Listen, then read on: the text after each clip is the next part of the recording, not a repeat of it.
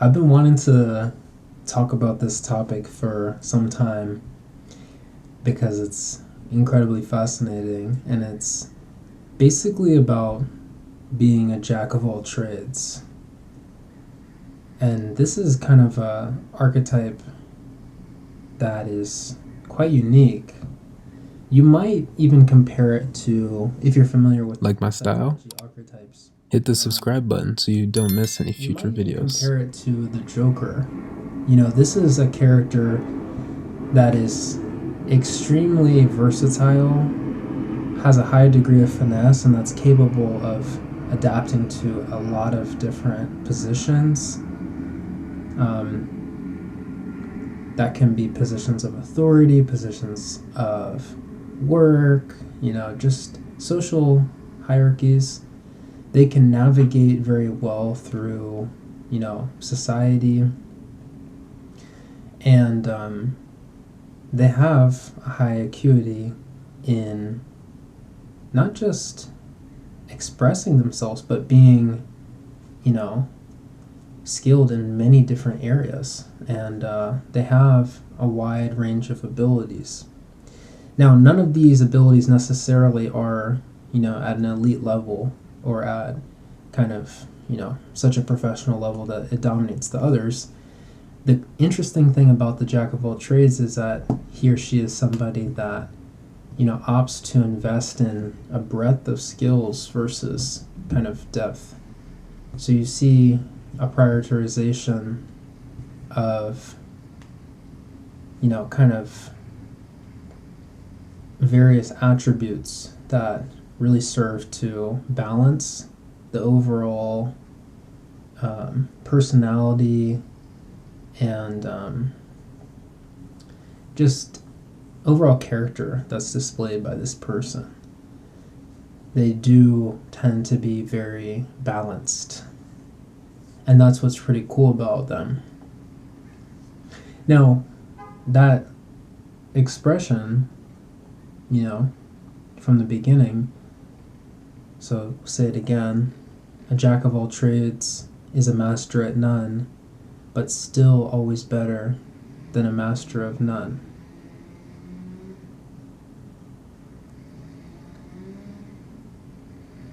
Oh, sorry. to say it again, a jack of all trades is a master of none, but still always better than a master at one. And so there's an interesting idea here, and it's that,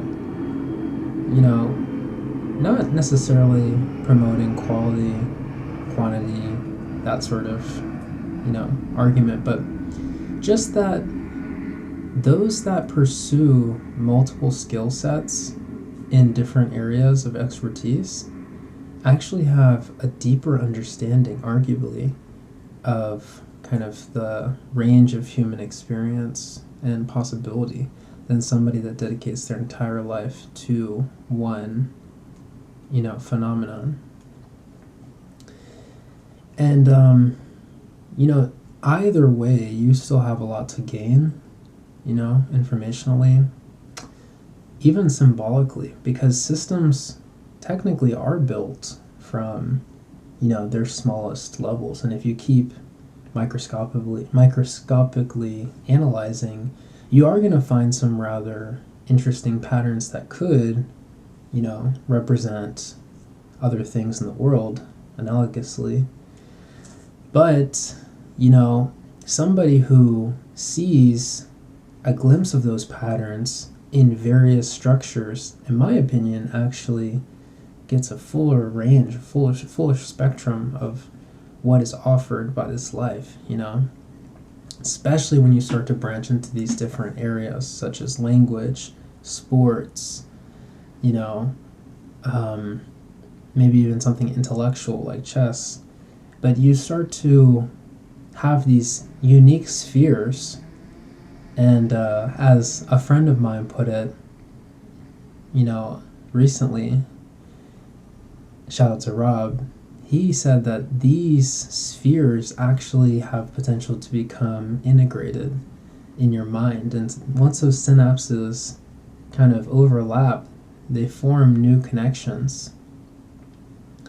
And you start being able to make, these interesting, jumps from like somebody who just played chess and somebody who just appreciated art to somebody that views chess as an art and maybe dynamically as some sort of moving game or moving puzzle, that's in operation, as a dance, as you might put it, as Alan Watts would have characterized it. And so, yeah, everything's kind of like that. Everything's a dance in its own regard. And you can figure out if you want to just do one dance, or if you want to learn many stylistically. Maybe you're somebody that appreciates the aesthetic of dancing itself, and you want to investigate, what does it mean to dance? These different layers of it.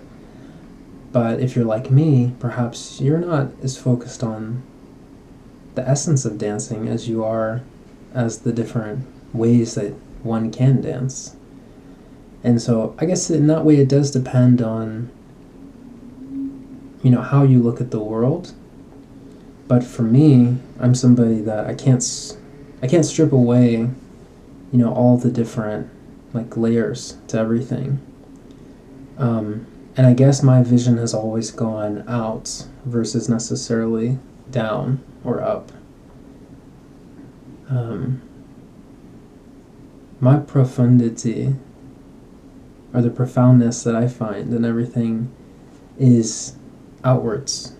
And from there, I'm able to gather so many different, exceptional interests that just make my life so fulfilling that I couldn't necessarily drop any of them. And it doesn't overwhelm me, at least in the sense that I don't feel like those are holding me back to focus on one thing in particular, because I'm not the type to do that. I'm a runner, but I'm also somebody that loves poetry. I make clothes, but I'm also a teacher. I love talking about philosophy, but I'm also a language enthusiast. And these are just some of the different interests that I carry, and I've acquired these throughout the years, but it's not something that has ever felt like, a burden. That's what's amazing, is that, somebody that carries this title, that wears this moniker, is often described as a person that really has no expertise to share, but their expertise comes from their diversity of lived experiences and how many, personas and characters and even masks, if you will, that they've worn throughout their life, that they've been able to, pull into their own identity. And these different figures that I feel like I've embodied have helped me to kind of see what it's like to be these different people in the world and to experience these things, as somebody that might speak this language, or as somebody that might participate in that sport.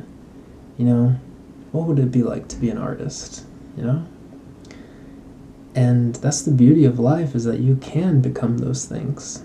It's not about being the best always. Maybe that's what you're interested in. Maybe you want to take it the furthest.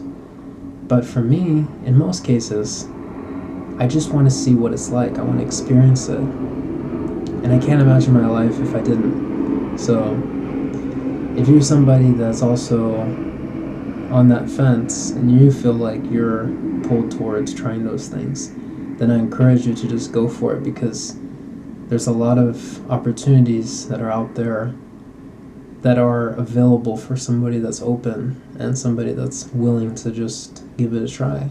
It might even become a skill. It might even become something that you will have, more adept mastery over at a future time. And they do say that people that are more inclined to learn new skills do have an increased, activation of some portion of their brain.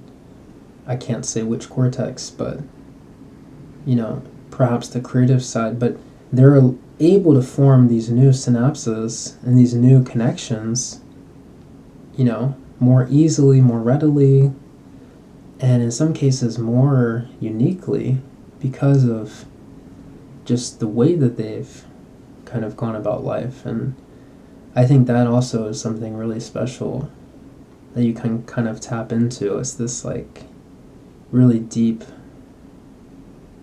understanding of how things can fit together, but that is interestingly intrinsic to you. So maybe it's a pattern, as I mentioned earlier. Maybe it's just, a set of experiences. But either way, it's something that deserves to be explored and experienced. And you just have to decide if you're going to take it. So that's my take. That's what I think about it. What do you think? I'll let you sit on that, and I'll see you on the next one. So, peace.